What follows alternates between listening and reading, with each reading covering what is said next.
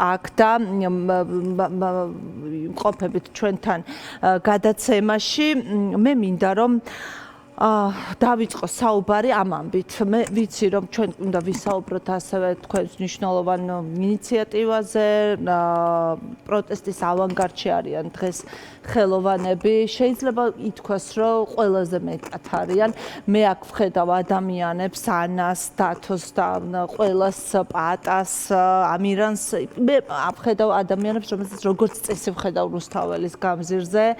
უწყვეტ პროტესტში და კარგად აღნიშნა ერთ-ერთმა მაგდამ თუ არ ვცდები თუ ელენემ, მე მგონი მაგდამ თქვა რომ აღნიშნა რომ ჩვენ იმიტომ ვდგავართ რუსთაველის გამზირზე რომ არ მოხდეს ის რაც ხდება დღეს ახლა თვალჭრელიძის ქუჩაზე და 21 საუკუნეში არ წარმომიდგენია როგორ შეიძლება რომ ქვეყანაში ვხედავდეთ ეზოში გამოტანილ ლეიფს, სადაც წევს ბავშვი, ტირის და არ იცის მისმა მშობელმა სად წაიყვანოს მისი შვილი. აი ამას ვუყურებთ დღეს ჩვენ და თითქოს ჩვენ ყველანი ამ ყველაფრის თანამონაწილეები ვართ და ჩვენი ხელისუფლება, ქართული ოცნების ხელისუფლება, სწორედ ამ კადრების გამო არის არალეგიტიმური.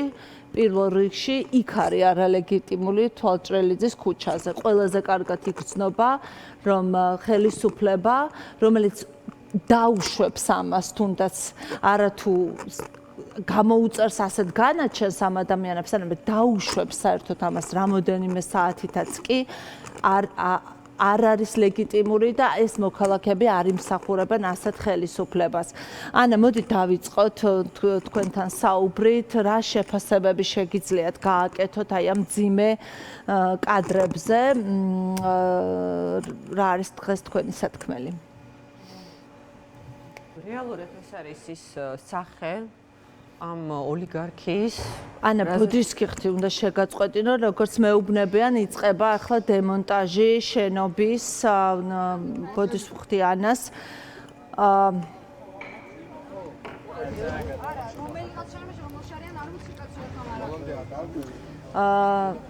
ძიმე ტექნიკას ვხედავთ ადგილზე, რომელიც დილიდან არის, გარჩევადობა ძნელია, მაგრამ როგორც მეუბნებიან, ხდება, იწყება შენობის დემონტაჟი იმ შენობისა, რომლის გარშემო დღეს მთელი დღის განმავლობაში იყო ხმაური, საიდანაც გამოასახლეს იძულებით ადამიანები, იქ მაცხოვრებლები. ჩვენ კიდევ უნდა დაუბრუნდეთ ნინო ღვედაშვილს, რომელიც გვეტყვის რა ხდება ამ წუთებში თვალჭრელიძის ქუჩაზე. ნინო, გისმენთ? დაიწყეს ნგრევა შენობის ნახვა შემაყურებელს აქვს შესაძლებლობა რომ ეს კადრები ნახოს პირდაპირ ეთერში ბულდოზერებით არიან აქ მოსულები და სწორედ ახლა დღის ბოლოს გვიან დაიწყეს სწორედ შენობების დანგრევა.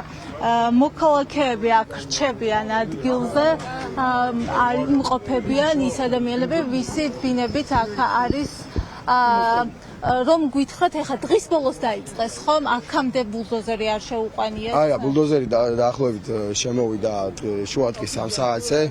ბულდოზერი შემოვიდა შუა დღის 3 საათზე. ერთხელ ვთხოვეთ იმ ადამიანებს, რომ წასულიყო და დაეტოვებინა ტერიტორია, იქიდან გამომდინარე, რომ ეს არაადამიანური საქციელი არის.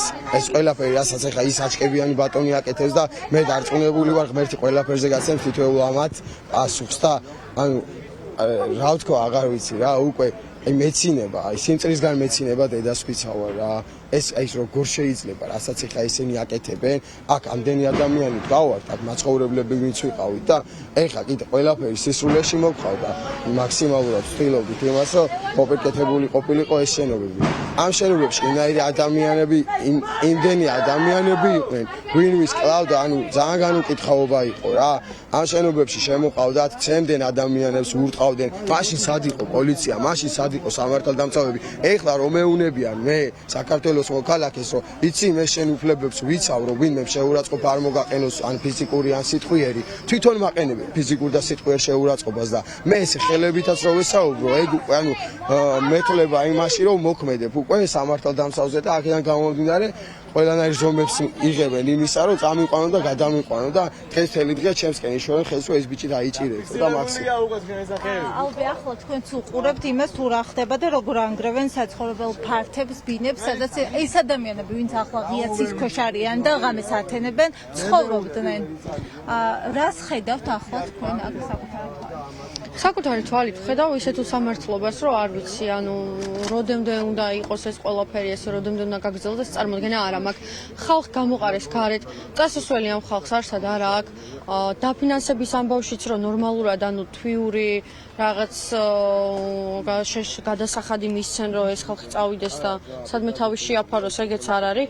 არავინ არ იცის ეს ხალხი დღევანდელ დილას სად გაათენებს. საშინელება ხდება.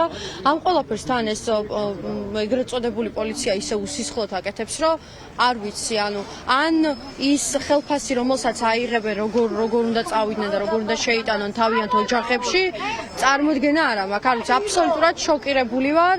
არ ვიცი, როგორ შეიძლება, რომ სხვის ესეთ უბედურებაზე რამე აიწყო. მე როგორც ვიცი, ჩემი ინფორმაციით, აქ აპირებენ, აქ იმიტომ ანგრევენ, რომ აპირებენ კორპუსების აშენებას და როგორ უნდა შეერგოთ, აი ესეთ სიბოროტის მერე რამე თუნდაც ისაშენებული კორპუსები და გაყიდული ბინები მე არ ვიცი.